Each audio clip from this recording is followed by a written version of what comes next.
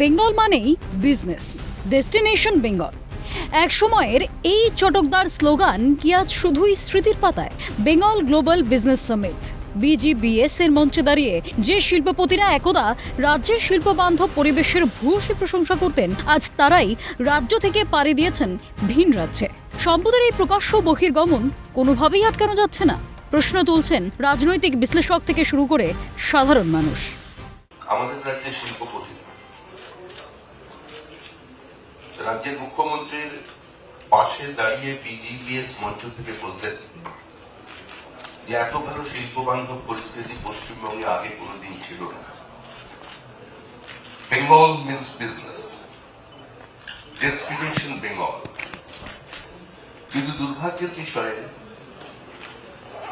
তারাই এ রাজ্য থেকে নিজেদের পুঁজিকে সরিয়ে ভিন্ন রাজ্যে চলে গেছে। বিজেপি নেতা শ্রমিক ভট্টাচার্যের সাম্প্রতিক দাবি এই বিতর্ককে আরও উস্কে দিয়েছে। তার মতে, বিগত 50 বছরের রাজনৈতিক ইতিহাসকে কাঠগড়ায় তুলে তিনি দাবি করেন, বিগত বাম আমলের শেষ এবং 15 বছরের তৃণমূল শাসনকাল কোনোটিই প্রকৃত অর্থে মানুষের সরকার বা শিল্প বান্ধব পরিবেশ তৈরি করতে পারেনি। তিনি বলেন, আমরা একটি সুনির্দিষ্ট পশ্চিমবঙ্গ সরকার গঠন করতে চাই, যা রাজ্যে সুস্থ প্রতিযোগিতার মাধ্যমে ভারী শিল্পের বিকাশ ঘটাবে। যিনি এখন অতীত কার্যত, তিনি বিভিন্ন সময় ছৌ নৃত্যে অংশগ্রহণ করেছেন, বিভিন্ন লোকাল প্রোডাক্টকে মানুষের সামনে তুলে ধরার চেষ্টা করেছেন তার মতো করে। কিন্তু তাদের জিআই ট্যাগ দিয়ে তাদের কোন শক্তিশালী প্ল্যাটফর্ম পৌঁছে দিয়ে যেতে পারে। চাইনা মোদের বুলেট কার, মমতা দিয়ে আরেকবার। তো এই স্লোগানের ওপর দিয়ে দাঁড়িয়ে তো কোনোদিন কোন রাজ্যে নতুন কোন উন্নয়ন সম্ভব নয়। সিঙ্গুর এবং নন্দীগ্রামের আন্দোলন গোটা পৃথিবীর মানুষের কাছে একটা বার্তা দিয়েছিল যে এটা কোন ইনভেস্টমেন্ট ফ্রেন্ডলি স্টেট নয়। ডিলয়েট এন্ড টুশের কাছে 2010 সালে 14 জন পৃথিবী বিখ্যাত ভেঞ্চার ক্যাপিটাল লিস্টেড তাদের ক্লায়েন্ট ছিল। তারা সিঙ্গুর এবং সিঙ্গুরের পার্শ্ববর্তী অঞ্চলে অটোমোবাইল হাব করবার জন্য, তাদের কাজ করবার কি পরিস্থিতি তৈরি করতে পারে সেই অপরচুনিটির জন্য তারা দেখতে দিয়েছিলেন। এত সব অন্ধকারের মধ্যেও অবশ্য কিছু আশার আলো দেখা যাচ্ছে। রাজ্য সরকার পরিস্থিতি সামাল দিতে একটি নতুন বাণিজ্যিক পলিসি আনার চেষ্টা করছে। এই উদ্যোগে কেন্দ্রের সরকারও পরিকাঠামোগত সহযোগিতা বাড়াতে প্রস্তুত। তবে টাকা নেব কিন্তু হিসাব দেব না, এই নীতি আর বরদাস্ত করা হবে না। আর্থিক স্বচ্ছতা বজায় রাখা বাধ্যতামূলক। সবচেয়ে বড় চমক, একদা পশ্চিমবঙ্গ থেকে চলে যাওয়া আদিত্য বিড়লা গোষ্ঠীকে রাজ্যে ফিরিয়ে আনার জন্য পুনরায় অনুরোধ জানানো হয়েছে এবং তারা নতুন করে বিনিয়োগ করতে সম্মত হয়েছে।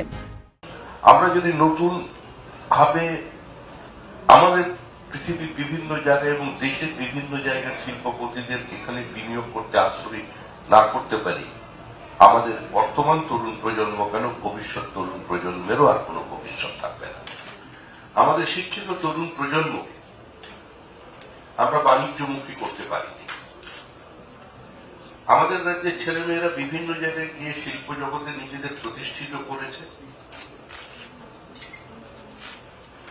নিজেদের অপরিহার্য বানিয়েছে। বাঁকুড়া জেলার 2টি ব্লকে জোর কদমে চলছে সোনার খনির সন্ধান। অশোকনগর অয়েল ফিল্ড এবং রানাঘাটে প্রাকৃতিক গ্যাস উত্তোলনের পরিকাঠামো রাজ্যের জ্বালানি ক্ষেত্রে বিপ্লব আনতে পারে বললেন শ্রমিক। পশ্চিমবঙ্গের 3টি জায়গায় সোনার খোঁজে নেমে পড়া হয়েছে। তার মধ্যে বাঁকুড়া আছে, কালী ব্লকের আরো 2টো ব্লকে কাজ হচ্ছে। Ashoknagar oil field,